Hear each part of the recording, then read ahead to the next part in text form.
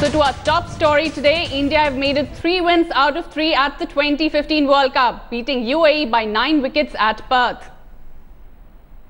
UAE's decision to bat first backfired as they lost wickets like a pack of cards. Ashwin was the record-in-chief, picking up 4 wickets in conceding just 17 runs. Ravichandran Ashwin also joined the party as he dismissed 2 UAE batsmen, and so did Umesh Yadav. Only Khurram Khan and Shaiman Anwar from UAE were able to reach double figures, as the Indian juggernaut halted the Minnows for just 102 runs. In response, India didn't have much trouble, though they did lose Shikhar Dhawan to a loose shot. But from there on, it was all about India. Rohit Sharma and Virat Kohli stared an unbeaten stand to take India home comfortably. So a third win in 3 matches for India. No surprises that Ashwin was named the man of the match for his brilliant spell.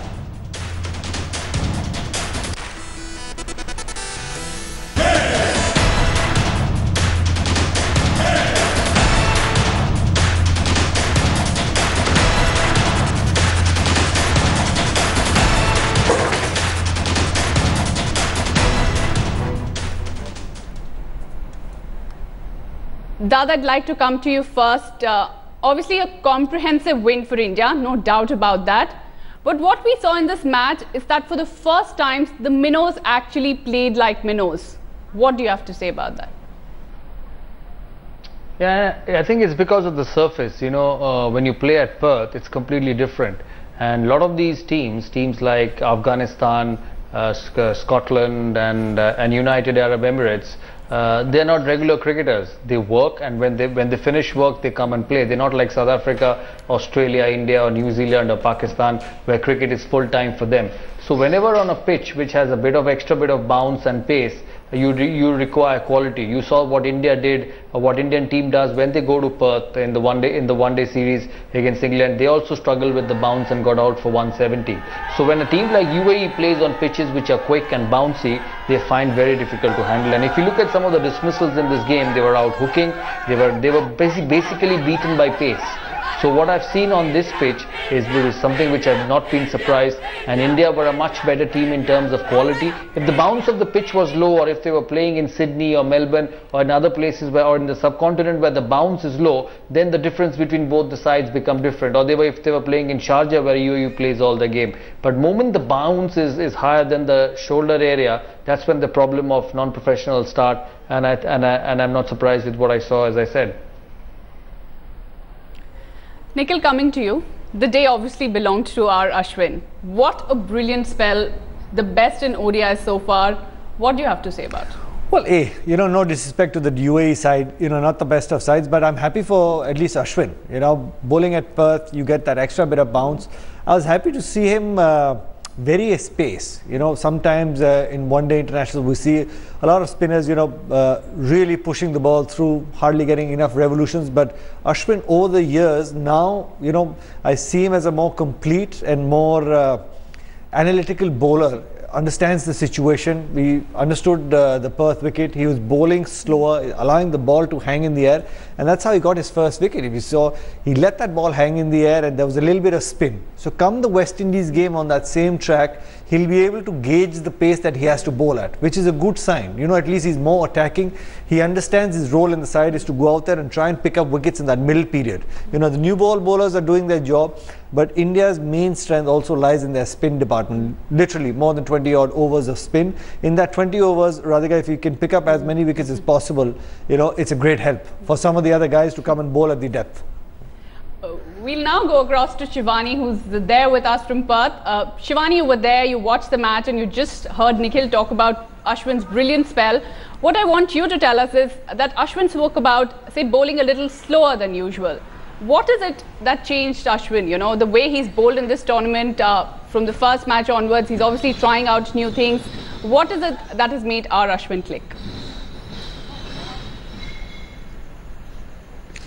Radhika, I couldn't quite understand your question. The audio was breaking a little bit, but we're talking about Ashwin here, and obviously Ashwin, especially here at Waka, given the performance that he has, as Nikhil said, yes, it might be the UAE, but this was great opportunity for him to try out what he wanted to do here at the Waka, and that will come out handy against the West Indies as well. It has been overall, though, a very collective bowling performance.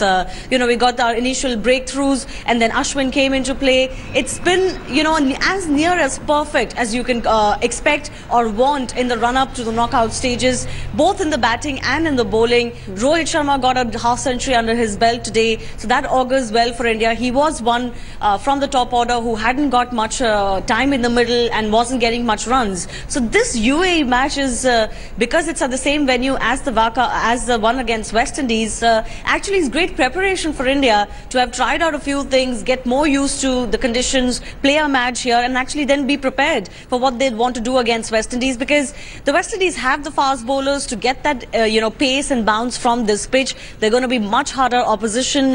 They might not have a Sunil Narayan, but they have the batting to challenge India, as we've seen already in the World Cup, and they have the bowling attack much better than UAE. When we spoke to UAE coach Akif Javed earlier before this match, he did accept that they don't have the strike bowler, that one strike bowler who can come in handy if you're defending totals. Of course, defending a total like 102 is going to be difficult for any side in the world, although Australia made quite a meal of it in their match against New Zealand. But yes, against West Indies, this match is going to act as perfect preparation, Radhika.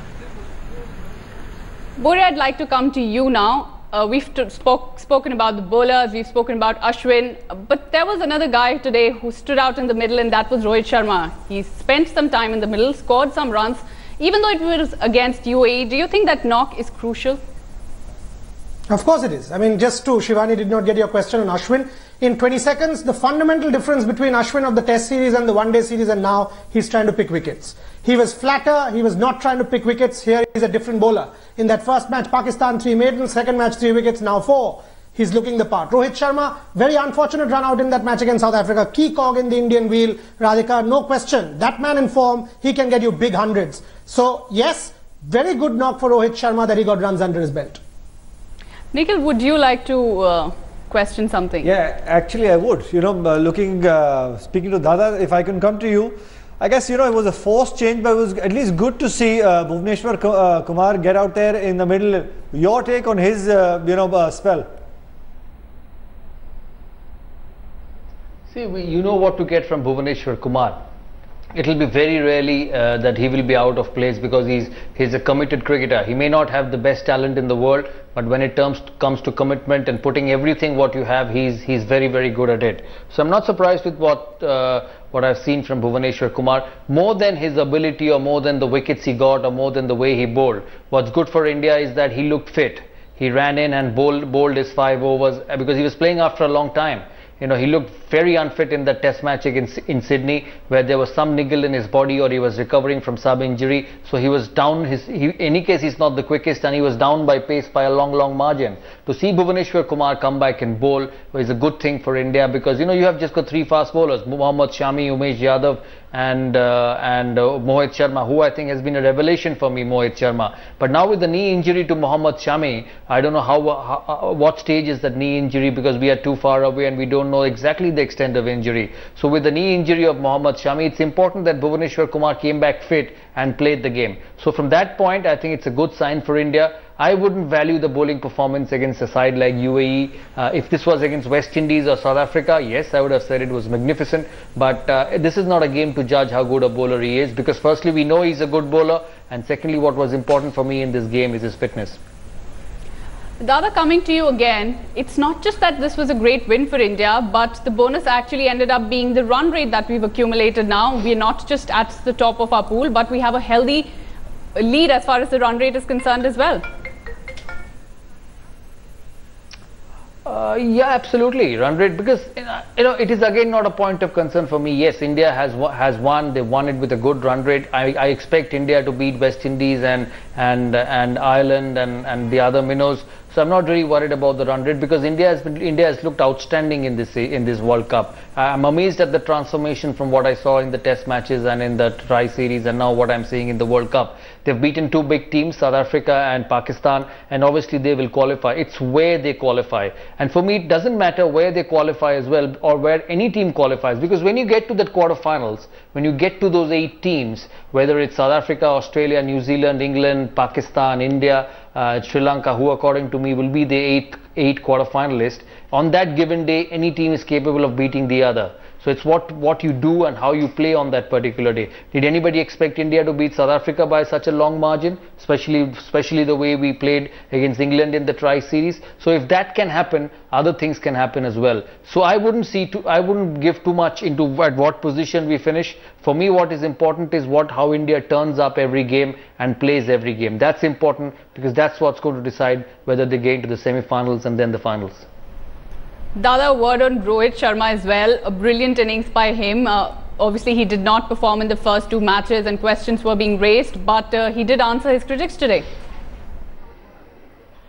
I don't think he needed to answer his critics, to be honest, and I don't think there were too many people criticizing him either, because he just failed 2 games, out of which 1 he was run out. I thought he came into this World Cup with very good form. He got the brilliant 100 against Australia at the MCG, and I don't think he was one player where everyone was talking about form. He did get runs in the test matches, may not be big hundreds, but he was not somebody who was out of form. So from that point of view, I think I will not look much into this performance. Yes, getting hit in the middle is fine. Getting runs against anyone is fine. I know it just gets your confidence back. But again, West Indies will be a different kettle of fish, a bit more pace and a bit more bounce. But whether Rohit Sharma gets runs against UAE or not, he's got the ability to score against the best. So we'll wait and see how it goes for the rest of the tournament for him. Radhi, if I can get to Boria. Boria, what's happening with the West Indies side? Big pressure game. If they lose to Team India, do they pack the bags and are they out of the tournament? No. I mean, that's the format of this World Cup, isn't it? You've beaten one good team, you're through. I mean, West Indies, by virtue of the fact that, in that match against Zimbabwe, if they only win against the Minnows, they are through. So they might qualify 4th, but they will be through. That is the format. As Saurav said, 3 games matter, Nikhil, 1, 2, 3, finished. My point is, where I disagree with Saurav is, you don't want to face Australia or New Zealand. If you actually ask any team, do you want to face Australia or New Zealand today the way they played? No. So India would want to finish on that point about net run rate 1 or 2. That for me is far more important. You would not want to face Australia and New Zealand. But to answer your question, West Indies will also go through. Shivani, I'd like to come to you. You were there. I would just want to say something on what Boria said. And he said that India wouldn't be wanting to face Australia and New Zealand. Yes, they may not face them in the quarterfinals, but they'll face them in the semi-finals. So it's just one game. Yeah, so go one stage up. You want to win a World Cup, and when you want to win a World Cup and you want to be the champions, you will face best teams at some point. I think whether India meets Australia or New Zealand at the quarterfinals, the way India has played this World Cup so far, they've got the ability to beat both those sides. So I wouldn't be really worried where India finishes. Radhi, very quickly, if I can go back to Dada. Dada, where do you think West Indies' problems lie? Do you think their captain a little inexperienced, or their problems in their batting order? One day they turn out to be champs, the other day things not working for them. Where do you think the West Indies is actually going wrong? I think winning the toss is very important in Australia, Nikhil, especially in day-night games. You see the games, West Indies won the toss, especially against Pakistan and Zimbabwe. They just massacred Zimbabwe. The problem with West Indies is they've been under the pump of AB de Villiers for too long. He smashed him in South Africa. He smashed them in South Africa, and now he smashed them at Sydney as well. So I think they have seen too much of AB de Villiers in a very short time. But if West Indies wins the toss against India, in Perth, they could be handy, because big score on that pitch could be difficult. Chris Gayle is back to form. Yes, he got those double 100 against Zimbabwe, but still he's got some runs under his belt. And when you look at Chris Gayle and the batting lineup, anybody can explode any day. So from that point of view, I think toss will be crucial against India when West Indies play. And as I said, West Indies have been under the pump of AB de Villiers for too long. Shivani, I'd like to come to you now. You were in Perth watching that match, and India has enjoyed amazing fan support in the first 2 matches. Tell us what the atmosphere was like in today's match. Well, initially, the match wasn't sold out. People were still buying tickets just before the match as well. So it wasn't anywhere close to what Adelaide and Melbourne was, of course. But this is a much smaller ground, a capacity of under 25,000 only. And even though there's a large Indian community in Perth, initially we felt maybe the presence in stadium was a little lacking. Maybe because UAE won the toss and elected to bat first, people waited a little bit to come see India batting. But by the end of it, we met millions of fans. I mean, obviously not millions, but thousands of them, and they were ecstatic with the Indian performance. They're very gung-ho actually, especially with the performances they've seen in Adelaide, Melbourne, and now against UAE. This one was much more expected. But Indian fans here feel, and I think that would be the case anywhere in the world, that India has a very, very, very good shot of defending that title. They're looking like the team to beat. Even though New Zealand is unbeaten too in this World Cup, their batsmen have shown that they can, lose their mind a little bit with a small total, especially on the board. That chase today is a perfect example of that. They should have easily breezed through it. We saw that against England too. But the Indian lineup in that regard has been much more consistent. Of course, India doesn't have the lethal bowling that New Zealand has, but together these two teams are really the team to beat, and fans are really, really gung-ho about the chances for Team India here. It was billed as the clash of the titans, and the match lived up to all the expectations. In a low-scoring thriller, New Zealand edged Australia by 1 wicket. Opting to bat first, Australia were bowled out for partly 151. They collapsed from 80 for 2 to 106 for 9 in a span of 9 overs. Brad Haddon was the top scorer with 43. He, along with Pat Cummins, shared a 45-run stand before Australia were bundled out for 151 runs. Trent Boult, meanwhile, was the star performer for New Zealand, registering his maiden 5-wicket haul. In reply, Brendan McCullum got Kiwis off to a flyer. Skipper McCullum slammed his third half-century of the 2015 World Cup, and he reached the land for deliveries. However, his dismissal in the 8th over had a ripple effect. Mitchell Starc and Pat Cummins stripped through the batting lineup. The match went down to the wire as New Zealand were reduced to 146 for 9, needing 6 runs with just 1 wicket in hand. Kane Williamson held his nerves in the end and took the hosts home with a massive 6.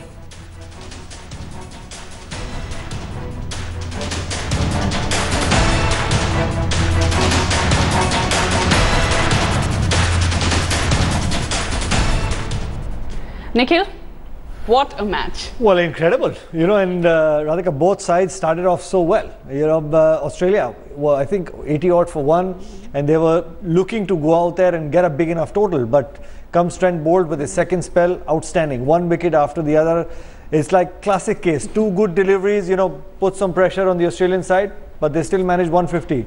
And the way New Zealand started, Brendan McCullum getting out there, 50-odd run stand, it was all looking like a walk in the park. But Starc had different ideas. He came into bowl, picking up those 6 wickets, and this game got very, very exciting.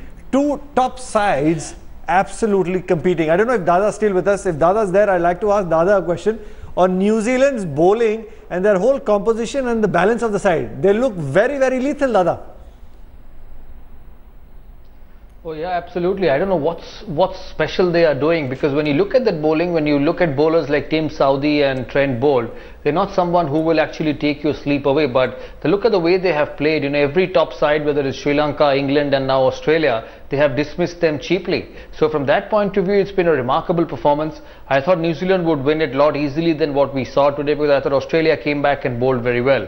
To be honest, these two sides are looking very, very good. They're looking in ominous form with the ball, with the bat, and for me, they would really, really have the side to go to the distance.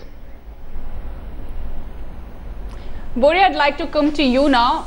Obviously, looking at Australia, they will probably just blame their batsmen and nothing else for this failure. It's a gun side. I mean, for them to sort of get bundled out 151 was quite incredible. And after that start, Shane Watson, David Warner going very well, and then that collapse you talked about. But to come back from there on, 3 slips, 1 forward short leg, 1 gully, 1 point, the kind of fielding that Michael Clarke was setting, it was quite a contest, incredible. And you've seen bigger scores. But for me, this was the match of the World Cup. That's why I keep saying India should at least face them in the semi-finals, not in the quarters. These are the 2 teams to beat in this World Cup.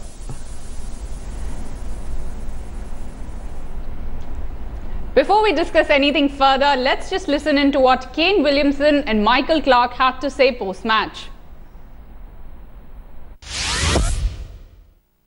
Obviously, Australia are #1 in the world, so whenever you play them, it's always a really tough match, and you know they'll never give you any easy runs with the bat or any easy wicket. So like I say, it's always tough to play them, and great to get a win against the best team.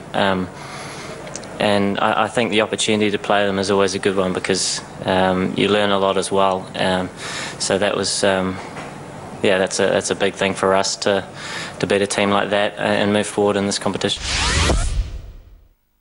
We were extremely poor, there's no doubt about that. I think credit needs to go to New Zealand bowlers. I thought they bowled really well, they swung the ball nicely and bowled good areas, but our shot selection was very poor, and I think our defence, more than anything else, was an area that was a lot poorer than we would have liked. I think sometimes you can get caught up in 2020 cricket and one-day cricket working on the power side of your game.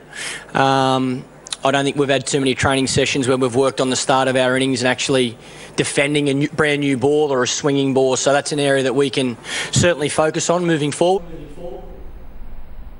Thank you, Nikhil, so much, and thanks to Boria, Saurav and Shivani as well. That's all that we have in this bulletin, but stay tuned, news and updates continue.